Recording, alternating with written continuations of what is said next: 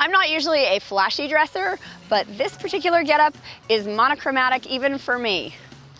This is the 2018 Nissan Pathfinder, and the general feeling is, well, it's kind of beige. See what I mean? Or can you guys even see me back here? Okay, so this might be a tad extreme, but you get my point. Nissan's midsize SUV is lacking a little bit of pizzazz.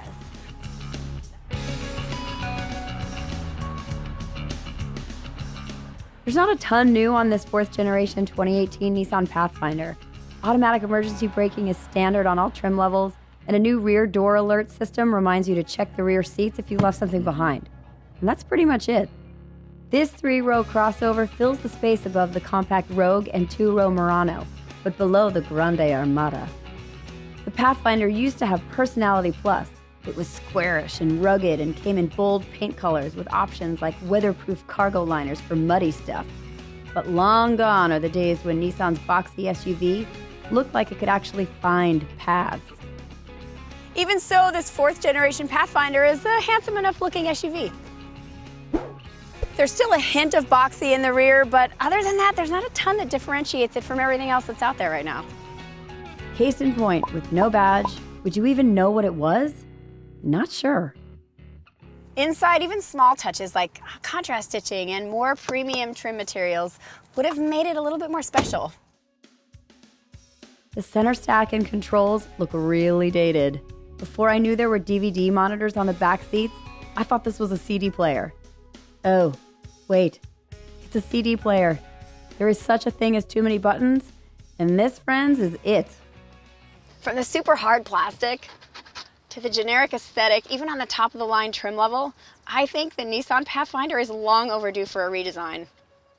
On a positive note, the seats are comfortable and adjust well for driving position, and the steering wheel automatically gets out of your way to make getting out of the car easier. In the second row, there's great leg room and a lot of recline, and even the center seat is livable. Headroom aplenty. Oh, look at it. Look at the lounge. And if you hate ambiguity, you're gonna love the second row's cargo mode instructions. You guys, I think the cosmonauts can see this from space.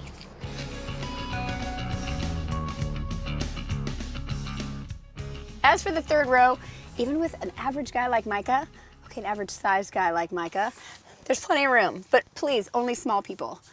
With a long slide second row, it's pretty easy to get in and flee. Okay, flee. Flee. Flee.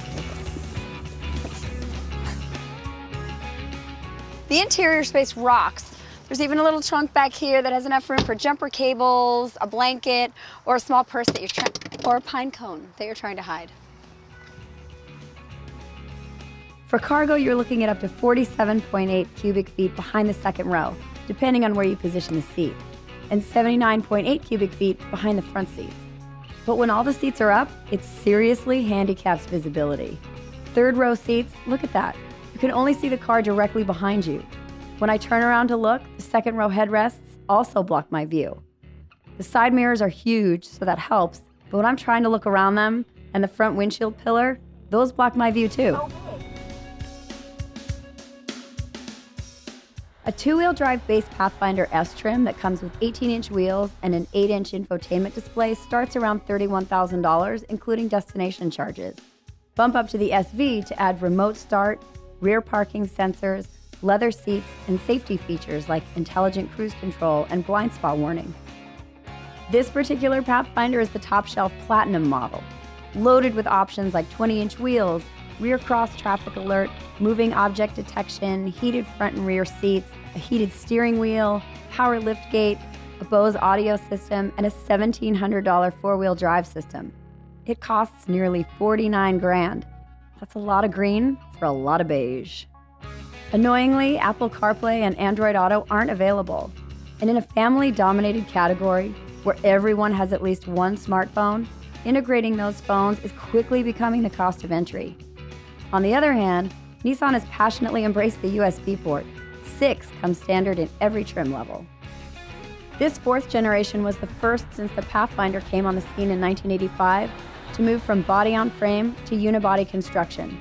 Mistake? Or wise choice, since so many SUVs aren't asked to ever go off-road anymore. Now built on the Altima platform, the Pathfinder feels more like you're driving a car. The Pathfinder's powered by Nissan's familiar VQ 3.5-liter V6 and paired exclusively to a continuously variable transmission. Personally, I think the CVT handicaps the decently large Pathfinder just a little bit, especially when it's getting up to speed in the lower gears. Not that the CVT actually has gears, but you know, once it gets moving, it actually moves pretty well. The suspension was retuned for the 2017 model, a little stiffer than it was before. It's a nice ride quality. Nothing too extreme, but it's not too gushy either. Gushy, gushy, goo. For something this big, fuel economy is quite good, with all-wheel drive only imposing a modest penalty. Steering feel is really weird, you guys. When you're on center, it feels great, connected, nice and stable. The second you go around a turn, it gets really loose and kind of wonky. Any connection you felt is gone. It's really weird. This particular premium 4x4 version comes with off-road features like hill descent control and a 4x4 setting for driving off pavement, but they're saddled with Pathfinder's meager 7 inches of ground clearance.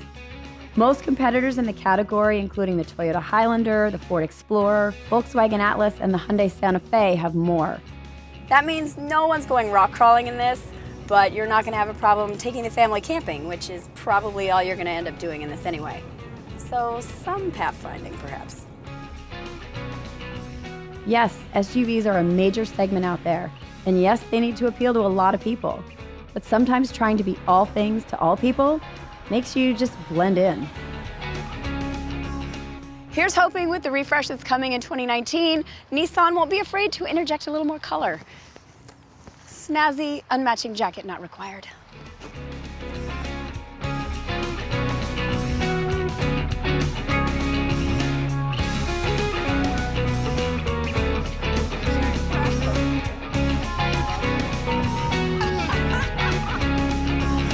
Hi, Emmy. Sorry that this is now what your husband looks like forever. Just let it out a little bit. Well done.